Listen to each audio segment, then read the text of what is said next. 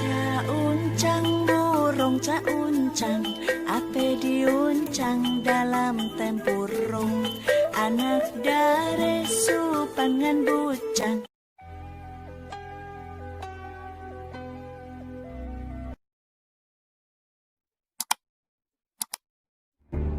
Setelah tinggal beberapa lama di Kesultanan Sukadana, dan setelah melihat kepribadian Sultan Tengah yang baik, maka kemudian Sultan Muhammad Safiuddin mencoba menjodohkan Sultan Tengah dengan putrinya yang bernama Putri Surya Kesuma. Sultan Tengah pun kemudian menerima perjodohan ini.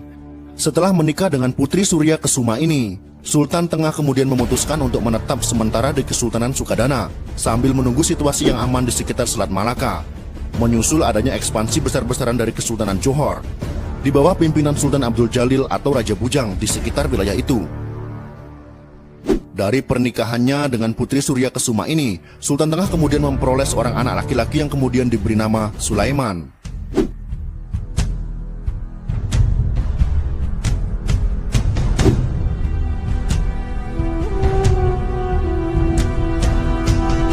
Setelah sekitar 7 tahun menetap di Kesultanan Sukadana dan situasi di sekitar Selat Malaka masih belum aman dari ekspansi Sultan Abdul Jalil atau Raja Bujang itu,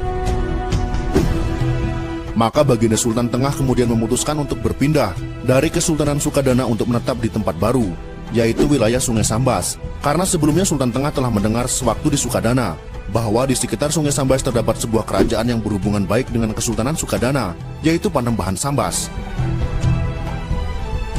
Maka kemudian pada tahun 1638, berangkatlah rombongan Sultan Tengah beserta keluarga dan orang-orangnya dengan menggunakan 40 perahu yang lengkap dengan senjata dari Kesultanan Sukadana menuju Panembahan Sambas di Sungai Sambas. Setelah sampai di Sungai Sambas, rombongan Sultan Tengah ini kemudian disambut dengan baik oleh Raja Panembahan Sambas saat itu, yaitu Ratu Sapuda. Rombongan Sultan Tengah ini kemudian dipersilahkan oleh Ratu Sapuda untuk menetap di sebuah tempat tak jauh dari pusat pemerintahan Panembahan Sambas. Tak lama setelah Sultan Tengah beserta keluarga dan orang-orangnya tinggal di Panembahan Sambas, Ratu Sapuda kemudian meninggal secara mendadak. Sebagai penggantinya maka kemudian diangkatlah keponakan Ratu Sapuda yang bernama Raden Kencana, anak Ratu Timbang Paseban. Raden Kencana ini adalah juga menantu dari Ratu Sapuda karena mengawini anak Ratu Sapuda yang bernama Mas Ayu Anom. Setelah menaiki tahta Panembahan Sambas, Raden Kencana ini kemudian bergelar Ratu Anom Kesuma Yuda.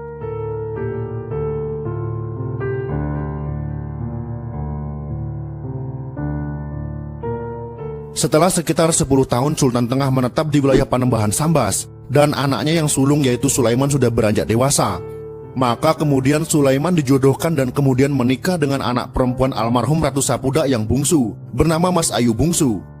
Karena pernikahan inilah, maka Sulaiman kemudian dianugerahi gelar Raden oleh Panembahan Sambas sehingga namanya menjadi Raden Sulaiman, dan selanjutnya tinggal di lingkungan istana Panembahan Sambas bersama Mas Ayu Bungsu. Dari pernikahannya dengan Mas Ayu Bungsu ini, Raden Sulaiman memperoleh seorang anak pertama, yaitu seorang anak laki-laki yang kemudian diberi nama Raden Bima. Raden Sulaiman kemudian diangkat oleh Ratu Anom Kesuma Yuda menjadi salah satu menteri besar Panembahan Sambas bersama dengan adinda Ratu Anom Kesuma Yuda yang bernama Raden Arya Mangkurat.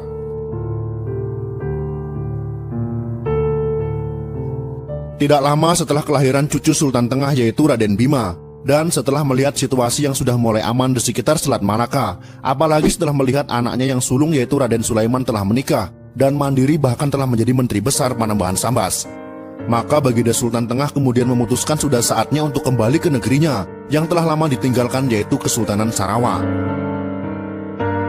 Maka kemudian berangkatlah Sultan Tengah beserta istrinya yaitu Putri Surya Kesuma dan keempat anaknya serta orang-orangnya yaitu pada sekitar tahun 1652.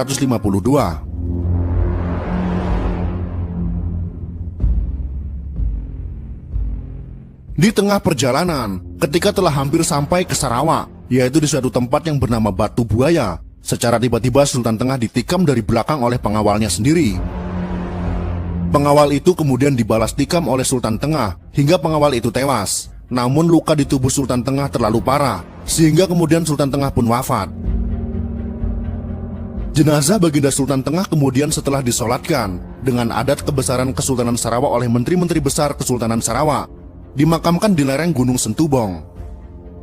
Adapun Putri Surya Kesuma, setelah kewafatan suaminya yaitu almarhum Sultan Tengah, kemudian memutuskan untuk kembali ke Kesultanan Sukadana, yaitu tempat di mana ia berasal bersama dengan keempat anaknya.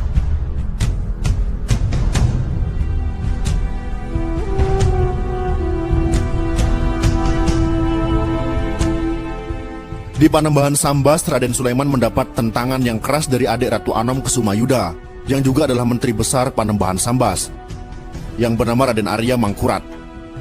Tentangan dari Raden Arya Mangkurat yang sangat fanatik Hindu ini karena iri dan dengki dengan Raden Sulaiman yang semakin kuat mendapat simpati dari para pembesar Panembahan Sambas.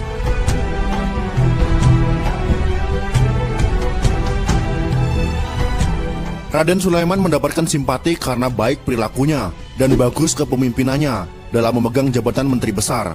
Di samping itu, Raden Sulaiman ini juga sangat giat menyebarkan Islam di lingkungan istana Panembahan Sambas yang mayoritas masih menganut Hindu.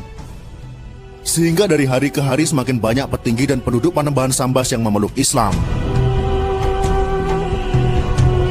Tekanan terhadap Raden Sulaiman oleh Raden Arya Mangkurat ini kemudian semakin kuat, hingga sampai pada mengancam keselamatan Raden Sulaiman beserta keluarganya. Sedangkan Ratu Anom Kesumayuda tampaknya tidak mampu berbuat banyak. Maka Raden Sulaiman kemudian memutuskan untuk hijrah dari pusat Panembahan Sambas dan mencari tempat menetap yang baru. Maka kemudian pada sekitar tahun 1655, berangkatlah Raden Sulaiman beserta istri dan anaknya, serta orang-orangnya, yaitu sebagian orang-orang Brunei yang ditinggalkan ayahnya ketika akan pulang ke Sarawak, dan sebagian petinggi dan penduduk Panembahan Sambas yang setia dan telah masuk Islam.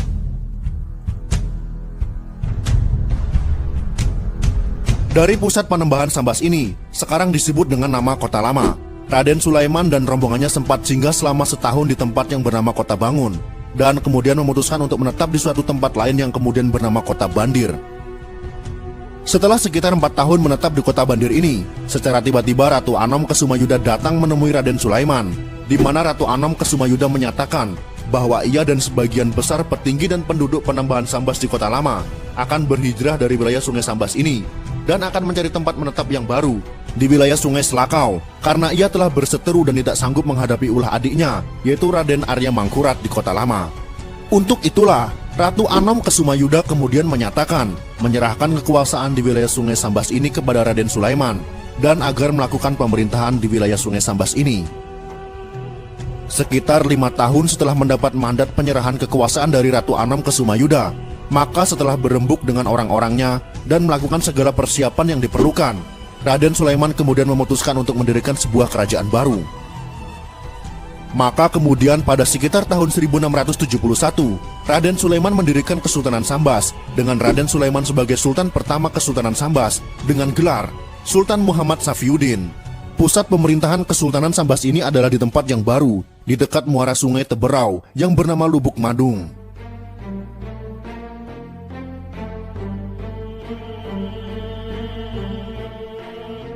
Setelah memerintah selama sekitar 15 tahun, yang diisi dengan melakukan penataan sistem pemerintahan dan pembinaan hubungan dengan negeri-negeri tetangga, pada tahun 1685, Sultan Muhammad Safiuddin atau Raden Sulaiman mengundurkan diri dari tahta Kesultanan Sambas dan mengangkat anak sulungnya yaitu Raden Bima sebagai penggantinya dengan gelar Sultan Muhammad Tajuddin. Sekitar setahun setelah memerintah sebagai Sultan Sambas kedua, Sultan Muhammad Tajuddin atau Raden Bima, atas persetujuan dari ayahnya yaitu Raden Sulaiman, kemudian memindahkan pusat pemerintahan Kesultanan Sambas dari Lubuk Madung ke suatu tempat tepat di depan percabangan 3 buah sungai, yaitu Sungai Sambas, Sungai Teberau, dan Sungai Subah. Tempat ini kemudian disebut dengan nama Muara Ulakan, yang menjadi pusat pemerintahan Kesultanan Sambas seterusnya, yaitu dari tahun 1685 hingga saat ini.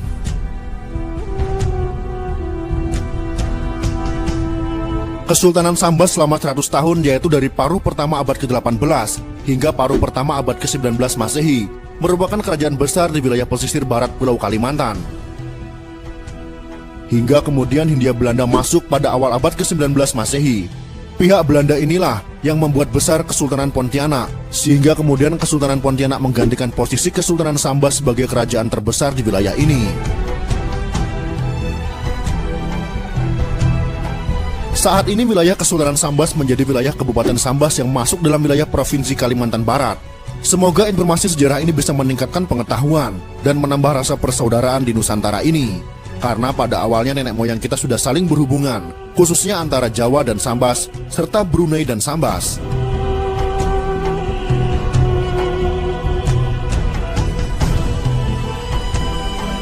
Semoga konten video ini bisa bermanfaat untuk kita semua.